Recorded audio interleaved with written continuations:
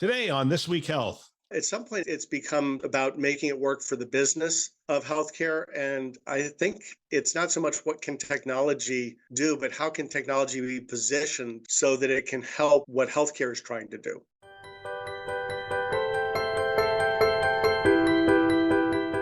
Thanks for joining us on this Keynote episode, a This Week Health conference show. My name is Bill Russell. I'm a former CIO for a 16-hospital system and creator of This Week Health, a set of channels dedicated to keeping health IT staff current and engaged. For 5 years, we've been making podcasts that amplify great thinking to propel healthcare forward. Special thanks to our Keynote show partners, CDW, Rubrik, Sectra, and Trellix for choosing to invest in our mission to develop the next generation of health leaders. Now, on to our show. All right, here we are for another Keynote episode, and I'm excited to be joined by Dr. Hal Baker, CIO for Wellspan out of York, Pennsylvania. Hal, welcome to the show. Thank you. It's great to be here. By the way, we are recording this January 3rd. Yesterday was your birthday. We're celebrating a new year. Happy New Year and happy birthday. Thank you very much for that. Was it a big birthday? Starting that 7th decade of life. Wow. Yeah. Wow. So you're going to be dropping a lot of wisdom today. Is that what's going to happen? That line between what I think and what I say is getting thinner and thinner. That's an interesting point about getting older. I remember when I was young, I thought everybody needed to hear everything that went through my head. I have such important thoughts. The older I get, the more I realize some of my thoughts are not that important. It's just that filter just becomes so much better. Should I say that to my wife? No, I don't think I should. I think we get better at determining those ideas we have that are useful versus those that are not. And those that are going to require way too much explanation for the time that we have. I'm looking forward to this conversation. And if I'm not mistaken, this is the first time you've been on the show. Is that accurate? It is, yes. You've come to a 229 event, but I can't believe this is the first time we're going to be talking about the work of Wellspan. Let's start there. Give us an idea of Wellspan, the mission, what geography you guys cover, and what kind of services you deliver. Yeah, Wellspan Health is located on the south central border of Pennsylvania. We are primarily 6 counties, though we do extend into parts of Maryland and have some services there. We are a locally managed, locally governed, community-based health system, about $3.5 billion, 8 hospitals, but more importantly, 20,000 plus employees. We're running about $3.5 billion in revenues. And the interesting thing for me is I used to have to explain who we are, where we are from, and what we do. But I think in the last 10 years, more people know about Wellspan than don't. And that's been an interesting journey because we've tended to be very humble, but I think we do have some things worth talking about. Yeah, I'm looking forward to getting into that. And because you guys have done some really cool stuff, seen some of the YouTube videos and whatnot that are out there, plus you talked about some of them. Talk a little bit about the culture. What makes Wellspan unique? What makes Wellspan special? I think what makes Wellspan special and why I've spent my whole career here. I'm 28 and a half years here. I've had a lot of different jobs. I have done many different things, had great challenges, a varied career,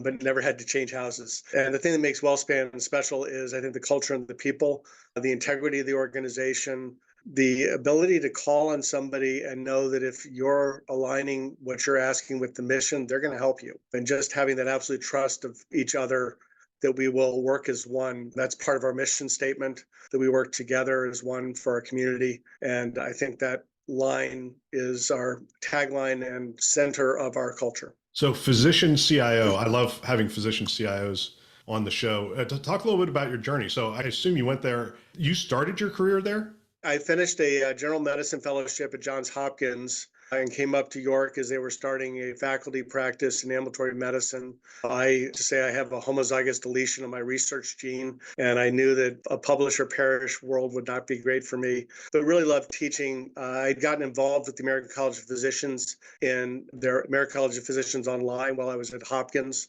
a role I worked in for about 10 years. But when I came up here, I was working with the residency program. But yeah, that was really early. And just even knowing the internet made me somewhat of an expert by comparison only to what was going on. And I always stayed interested in what technology could do to help healthcare. And at some point, that became an opportunity for me. I went from teaching and education and training residents and medical students to become the first chief medical information officer, later CIO, chief digital officer, been involved in quality, safety, infection control, a lot of different roles here. But the IT one has been part of my career for the last 19 years. And boy, it's been a fascinating time. Yeah, let's stroll down memory lane. The technology in healthcare has been a little bit fits and starts. And it's the emergence of the electronic medical record and the use of technology. You're talking 20 some odd years. What EHR were you on 20 years ago? 20 years ago, we were on Cerner. We were and just starting to roll out Allscripts, TouchWorks. And we rolled that out in 2016 and had that system wide and had a working as one philosophy on two different electronic health records. And then through mergers and acquisitions, I like to say that we got to the point where we had everything but Epic. And in 2017, we converted to Epic. It was actually 2006, we went on to TouchWorks. In 2017, we went to Epic and have enjoyed the benefits of moving to a consolidated record. I was at a system that had two different systems. We had Allscripts in the ambulatory side and Meditech on the acute side. And that has its own set of challenges. And we had some similar kind of phrase. It's one operating whatever, but it really doesn't function that way, does it? It did as best we could, and we did build one patient portal to bridge between the two because neither company had one that would work with the other. And that was a very successful enterprise for us. We had over 150,000 people on that by the time we flipped over to Epic, but it was more disjointed than I would like. And I think our whole principle is that we know you. And when you show up at our place, we don't start from scratch. We start from where you left off. That's really interesting. Talk a little bit about your physician perspective as you come up through the ranks, teaching, then CMIO, then CIO. How has that influenced the selection of technology, the use of technology, the integration of technology into the practice of medicine? I think that the part I played was I came in a time following Buddy Gillespie had helped us get everything electronic. And now I was trying to make it work for clinicians so that we could work for ourselves and the record would help us versus us being slaves to the record.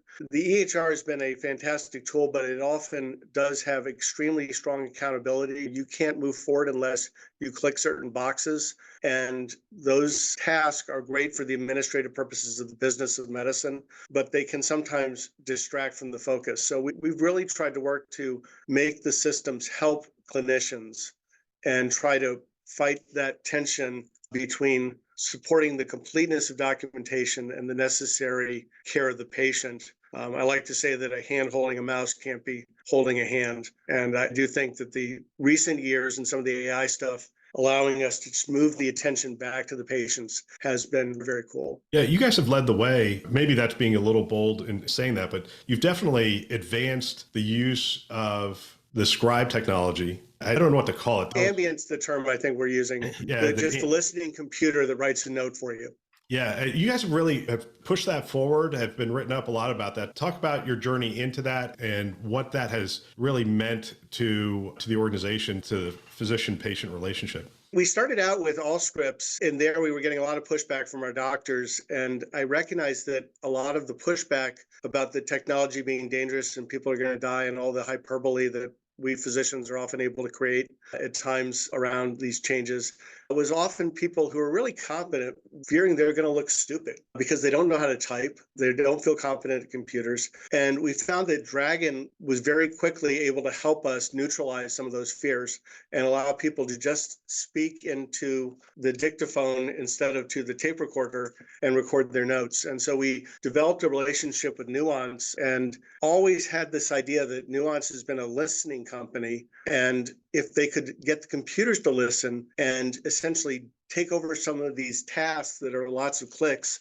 it would be a wonderful offloading of cognitive attention that could be refocused back to the patient. I'll call out Peter Durlock and Joe Petros, people who I was able to develop a really trusting relationship with over decades and talk about these ideas. And when they said they thought that this new product was finally ready for us to take a test drive with, I jumped at the chance and it got going with that 3+ years ago in the summer and was amazed when I went into the exam room. I still practice, by the way, when I went into the exam room, how different it felt being able to not worry about the note and let it be written by someone else. Yeah, it's pretty amazing. And I feel like when we were first using Dragon, we rolled it out a while ago, just as not in the ambient form, but in the dictation form. And it was almost like the Model T, right? You spoke into it, put things in and it put it in the right boxes, and people would look at it and go, that's amazing. That was helpful. And we've gone from that to ambient, which feels we're moving from a Model T to some of the more modern cars in the 1950s.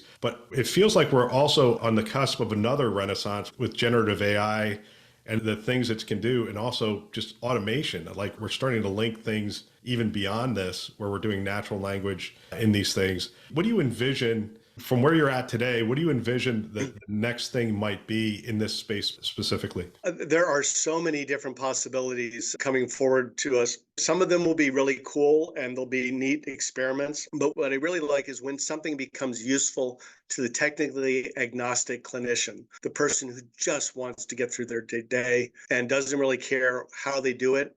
They just want help. They want to be doing what they went into healthcare for and have as few distractions and administrative overhead. We all know it's necessary for regulations, for billing, for compliance, all those things are out there. But we're really coming into work each day to take care of other people, help them with what they're experiencing and trying to return them to their lives. Nobody really wants to be a patient. We all want to be people, and we want to slide out of that patient role as quickly as we can and participate in it as easily as we can. So when technology can start to help us do that, that's really cool. And it's been nice to see smiles return to people's faces with some of these things. I think the other thing that was always interesting, and I'm saying this so the nuanced people can't beat up on you, everyone wanted to expand its use throughout their system, but they just struggled because there was a cost aspect to it. And I think this whole idea of these large language models and being incorporated, I think it's going to drive the cost down and allow us to have more physicians. Now, it's going to take some time. We have to get the languages right and those kind of things. But at the end of the day, I think there is going to be a uniform use of this. Do you share that perspective that we're going to see a more widespread use of this across the system? I absolutely do. And we're very deliberate in our analysis of DAX and ambient and looked for things that would justify the expense, because expense was at that point with the human reviewer wasn't insignificant. So we met with our finance team and we see, what does it do for us if we can squeeze one more patient in a week, two more patients a week? We got down to a number. And we figured with the direct revenue and downstream revenue, if we could just squeeze one more patient in without any change of variable cost, what would that do for us? And with that, we were able to track, not that we asked people to do this, because doctors are very risk averse people. We all think about the worst things. We worry about risk all the time. You want us to.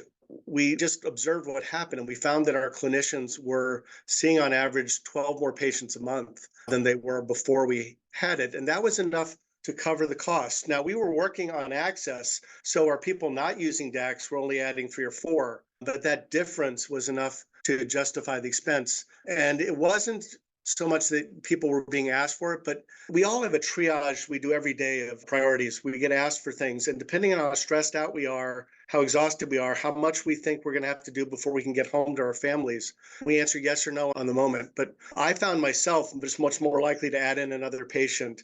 If somebody was 10 minutes late, just put them in a room. And I think that was what I was seeing in all my other partners that was allowing us to be a little more open to the needs of our community and a little more flexible, a little more resilient. What was the impact on pajama time? That was tremendous. One of the fun things that we did afterwards is we started to survey spouses, and we got some really interesting comments back from spouses about what a difference the person coming into the house was. And that has been repeated. Lance Owens, a friend of mine up at the University of Michigan, has had the same experience. And that's where you know it matters, when the family can tell that mom or dad's just a little bit less stressed out. That's an interesting metric. I never thought of that. I do want to delve into this a little bit because you're a physician by training. You had to. That's still my practice. And you still practice. Yeah. Did you do any study in technology and IT? I took one Fortran course in college in my freshman year, and that was it. I don't think most airlines are led by pilots, or most trucking companies led by former drivers. At some point, it's become about making it work for the business of healthcare. And I think it's not so much what can technology do, but how can technology be positioned so that it can help what healthcare is trying to do. Yeah, I've coached some physician CIOs as they make that transition. And that's one of the points I make all the time. They need you to be a leader. They don't need you to be the smartest technologist in the room. Yeah, I think one of the reasons why many of us come from generalist backgrounds, emergency room, ICU, primary care, is that we are used to working around people who know more than we do on every topic. There's always a cardiologist and nephrologist that knows more than me. So I'm used to asking questions, bringing different opinions, and trying to find a path holistically through things. And whether it's a technical thing or a biological thing, it's still some of the same diagnostic thinking. If you can recognize that what you're trying to do is just trying to figure out how to apply therapies to help, it's a system or a patient experience or sometimes a disease. Yeah, there's a humility factor to it that I like in that. And it would be interesting one day to list all the specialties and whatnot and the humility factor that we ascribe to those things. I imagine we wouldn't see many. I don't want to go there. I'll get in trouble for saying whatever I'm going to say next. So going back to what we talked about earlier of learning how to filter, one of the areas I did want to go down is not necessarily the technology, but the finance. One of the biggest transitions for people moving into the CIO role is to understand the money and the flow and the business and how to get budget and how to be a good corporate citizen in that whole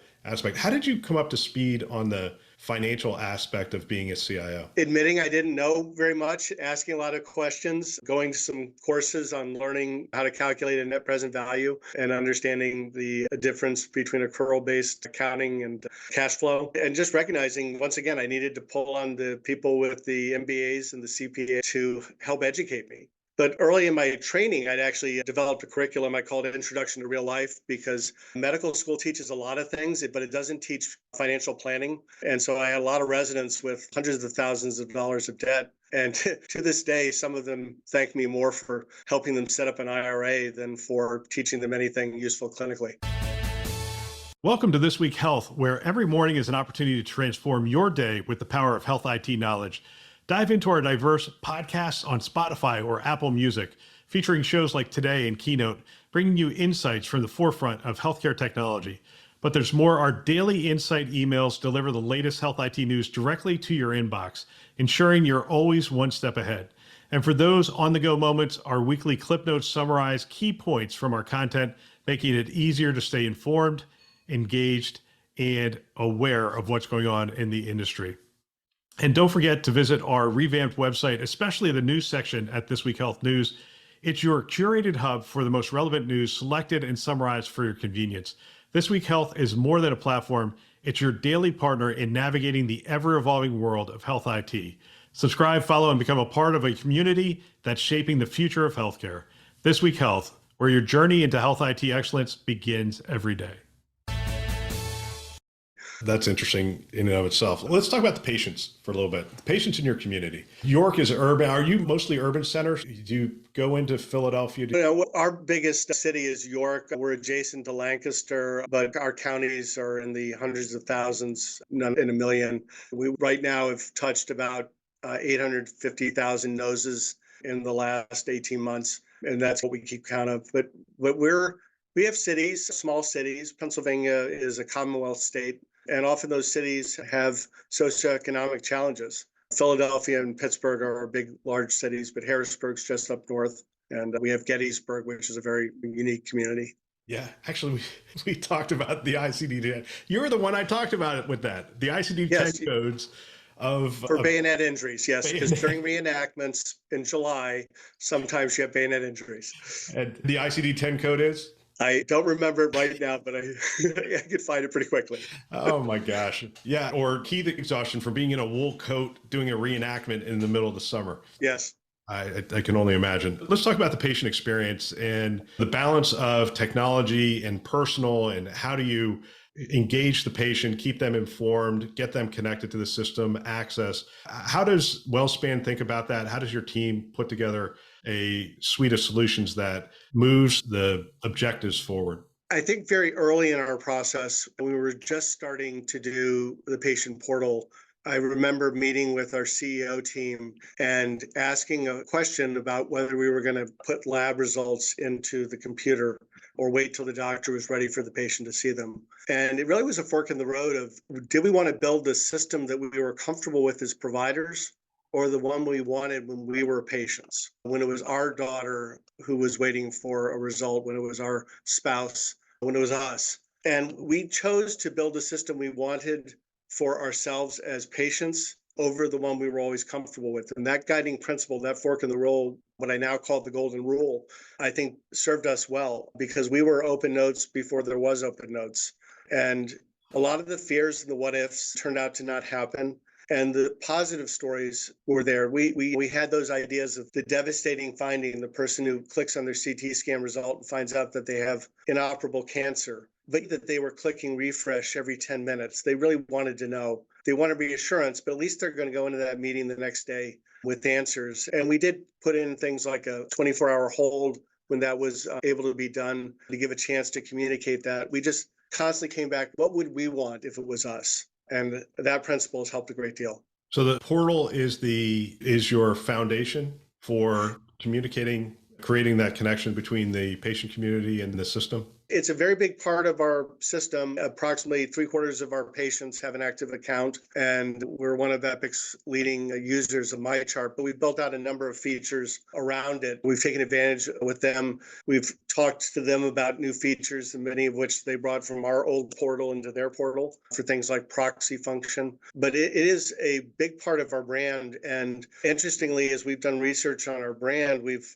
heard back that it's unusual for surveyors to see this, but they hear from our patients that our portal experience is a brand differentiator for us that they believe is unique and special. And we want to continue to accelerate that. If you're using MyChart, how have you been able to do that? Because I think I have 5 different MyChart systems that I'm a part of, and each one's a little different. It's not just cookie cutter anymore. Hey, here's your MyChart. How have you guys been able to make that differentiation?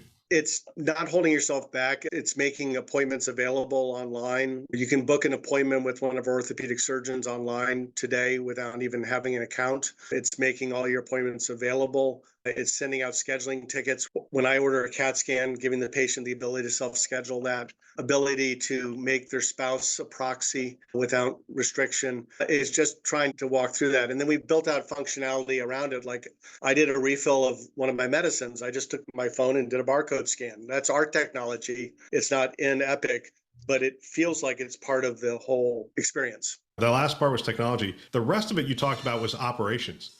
Oh yeah. I've said this a couple of times on the show. It feels to me like all these projects now are like 10% technology and 90% operations. Absolutely. And I think that's why those of us in clinical roles coming in, I have to recognize that we bring a different set of skills to it. But me being able to go to one of my colleagues and have a conversation about to think about using the technology and why we would want to do it and what's in it for them is really what I can contribute.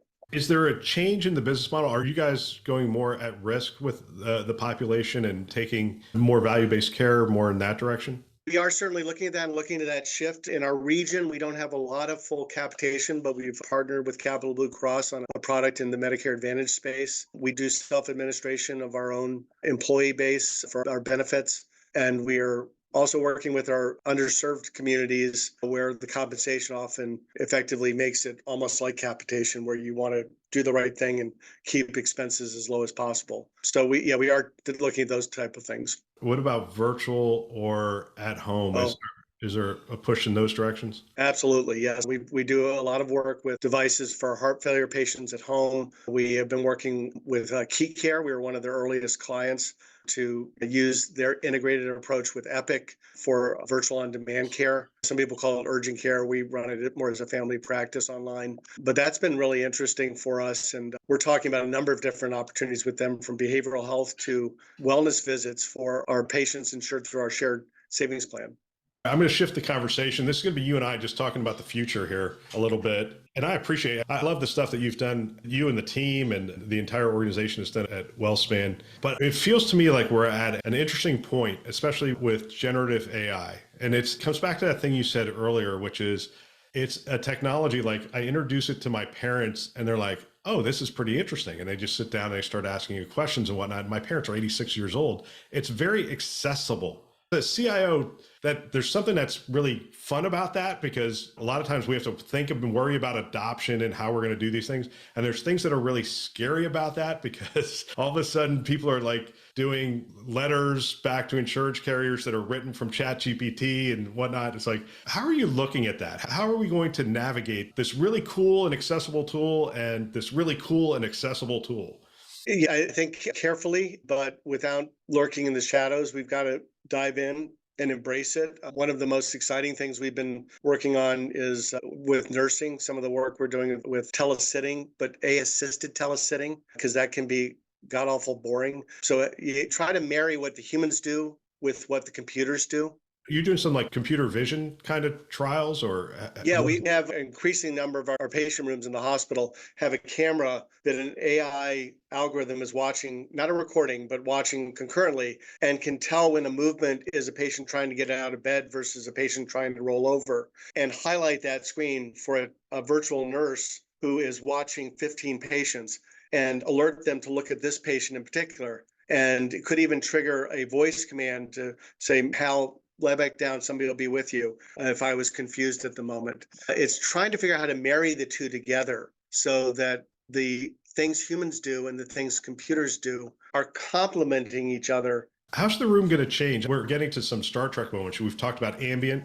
So you walk in as the doctor and you're not pulling up the keyboard and the mouse. You're speaking naturally to the system. You have a camera there. Are we going to have like remote vitals? And what's next in that room? I think it is going to be that more of what is happening will be passively observed by the technology and less of it will need to be entered by the human. So right now I have to say that I'm emptying a Foley bag if I'm a nurse, but you can imagine a camera could recognize that action and possibly even estimate the volumes that have been taken out.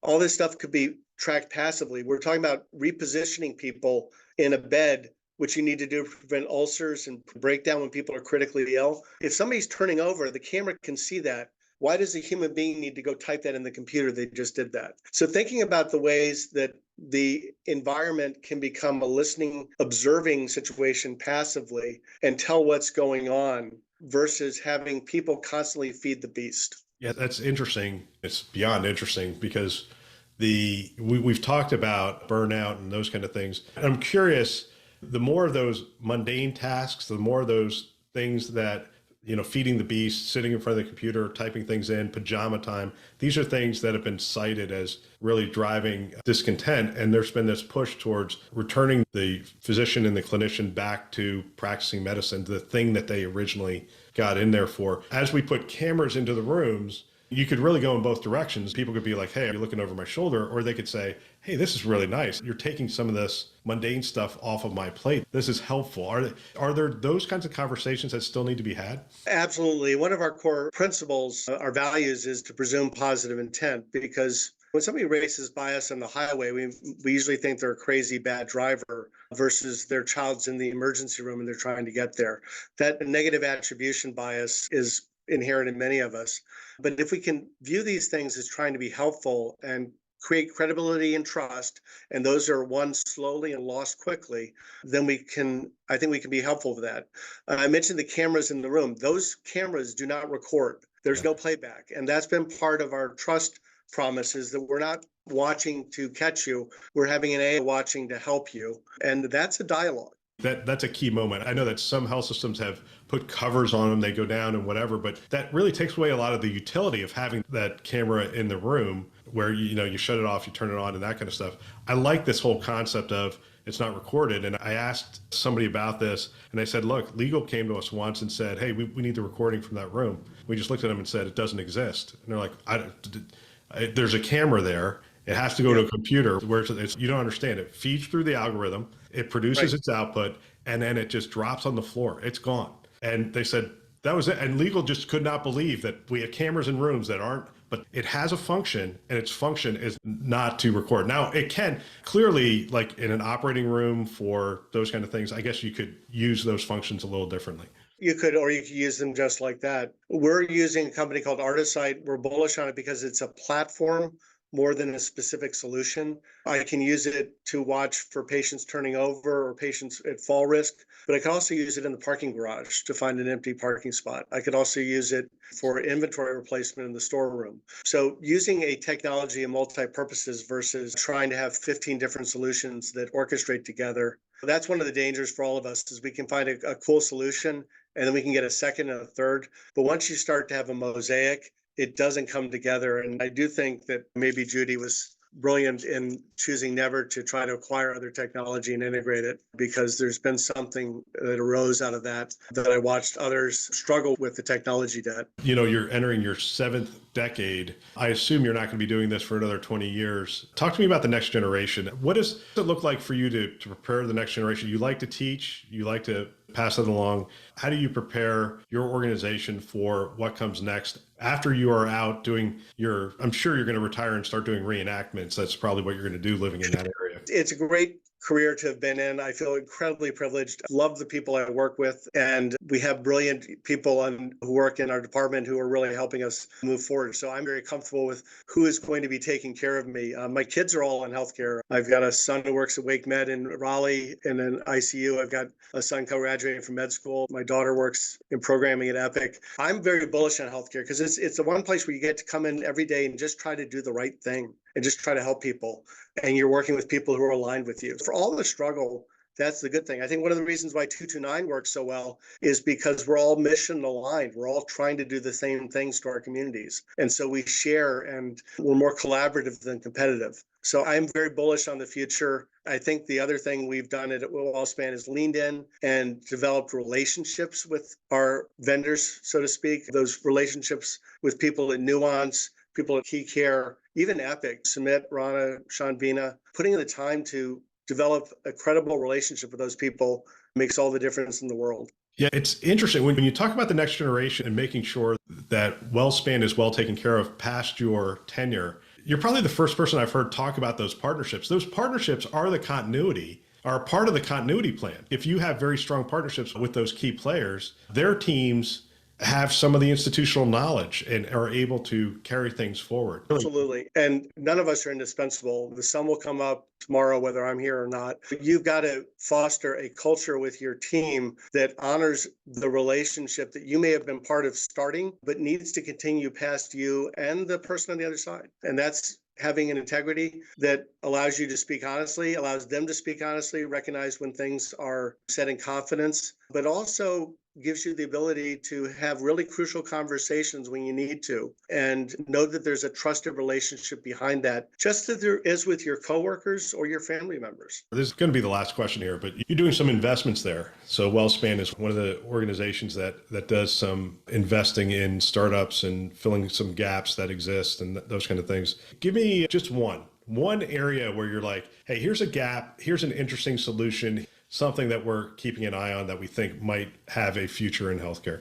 Oh boy, there are a lot of them. I mentioned Artisight before. I walked into a booth at Epic and ran into Lal Berkowitz, and he explained what he was trying to do with Key Care. And we were using another vendor for remote virtual visits that was white labeled as us, but disconnected. And I just saw the possibilities. And within 15 minutes, I was like, this is something that we should get into and help figure out what to do. And you've got to invest your money, but more importantly, you've got to invest your time and your energy, because anytime you go live with something, half of it's wrong and you don't know which half.